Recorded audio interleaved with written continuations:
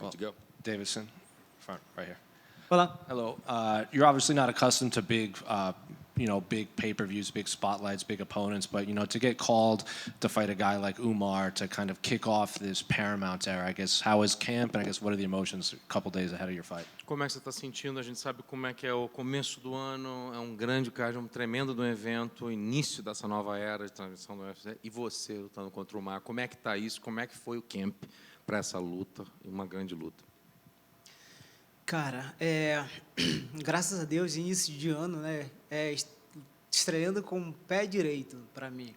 Pegar uma luta contra o número 2 do ranking, isso me deixa muito feliz, me deixou bem animado para fazer um camp feliz, né? Lutar contra um cara que gosta do grappling, gosta de colocar para baixo, né? Então eu venho fazendo um trabalho em cima disso. Desde que mudei de categoria, eu venho sendo um grappler, né?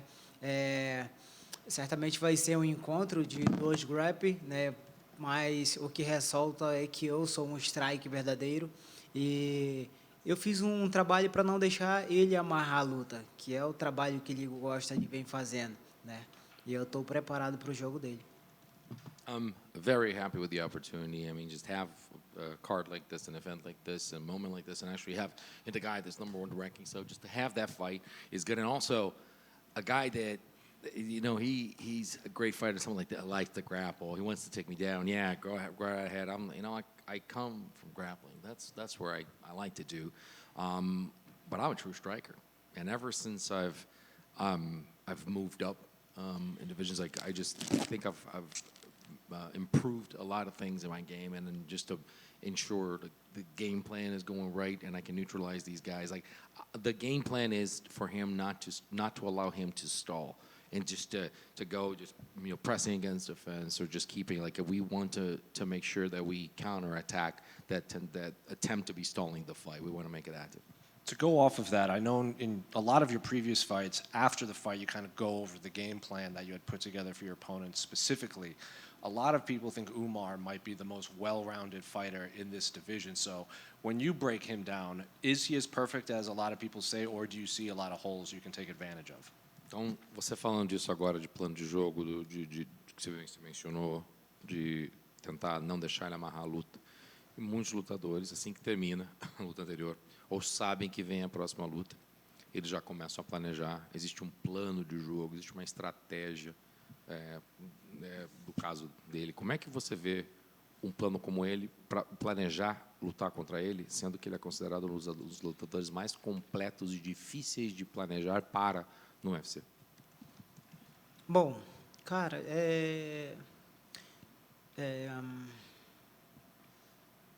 quando a gente é um guerreiro, cara, a gente tem que estar preparado para entrar, seja qualquer batalha, entendeu, irmão?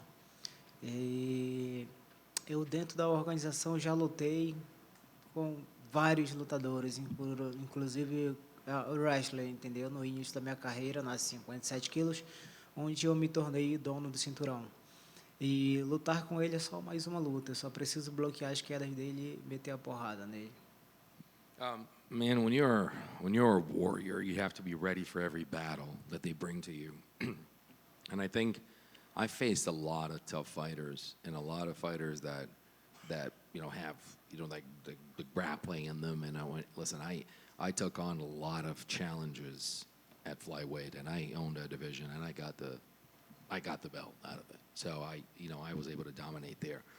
And the plan is basically this: is just you get a guy like him, he wants to take you down. You have to make sure that your takedown defense is on point, and you prevent that from happening, and you go from there and you beat him up. That's what you do. Next month marks 14 years of you competing professionally. Did you think you would be fighting this long? Mês que vem completa 14 anos de você lutando profissionalmente. É isso? Você imaginou que ia ser 14 anos dessa trajetória? Não, cara. Eu até planejei início da minha carreira com uns 38, 37 anos, tá parando de lutar. Mas, cara, assim, eu sou de Soure, sou da Ilha do Marajó, sou marajoara, fui criado na selva. E eu me adaptei desde cedo ao perigo, entendeu? E eu gosto disso. Então, sabe, hoje eu tô com 38 anos e não penso em parar. E a cada dia, a cada mês, a única coisa que eu coloco na minha cabeça aí é que eu tenho que ser um atleta profissional de verdade, me alimentar bem, dormir bem e nunca parar de treinar, sempre estar na ativa. No, never thought about it. I thought that at 37, 38 years old, I was going to be done. I was, whenever that happened, I was going to be far done. But then, if you think about it, I'm from Soria, a small city up in the north of Brazil, on the island of Marajó. I'm a straight-up Marajoara, somebody that was born and raised in the jungle. I had to be used to danger very early in my life. And now, the more I fight, the more I continue to do this, I just focus on evolving as a professional athlete, training better, eating better, sleeping better, becoming more of a professional and being in prime condition. And and continue to train all the time, never stop training, always active. And I have no thought of stopping. And just last one for me. I know you were involved in a bit of a scary car accident in October. Everything all good? And what was the experience like dealing with all that? Última pergunta do José. Queria saber, você parece que estava envolvido num acidente de carro em outubro. Tá tudo bem? O que aconteceu? A gente sabe que passou por isso. Teve alguma, eu sei que não é uma experiência muito legal. Você tá tranquilo depois do que aconteceu? Então, houve o acidente de carro, inclusive eu perdi meu carro pelo fato da batida ser tão forte, né? A mão de Deus ali me protegeu, eu saí sem nenhum risco, sem nenhuma batida, né, no meu corpo do acidente. E meu carro era blindado, e graças a Deus, tanto blindado, o carro mais blindado por Deus, entendeu? E graças a Deus eu tô aqui e o UFC mudou a minha vida e, cara, hoje eu tenho condições para comprar um outro carro e foi o que eu fiz. Yeah, it was a total loss. So the car was absolutely totaled. And I came out with absolutely no scratches, bumps, or bruises. Nothing. Just everything. And I think the hand of God was there. And my car was bulletproof, very common in Brazil. And I like to say it was not just bulletproof, but also a term that we use in Brazil, bulletproof by God, so protected by God. And I love being here. To be in the UFC and to have gotten the things that I've been able to get out of this job and being what I am, thankfully have the condition to buy another car and get it. So that's what I did, and I'm back at it. Hey, Figgy over here. Recently on Instagram, you've been posting a lot about how you're a very big underdog of plus 900. As a former UFC champion, do you feel like you're being overlooked at by chance? Nesse desafio, nessa luta que está vindo aí, saiu agora as bolsas de apostas, as casas de apostas falam que você é um azarão pagando 9-1. Um cara que foi campeão, um cara que fez o que você fez já. Você acha que é um desrespeito o pessoal falar, não, ele está pagando 9-1, esse é o tamanho de quão azarão você é? Cara, eu não tenho como desrespeito, entendeu?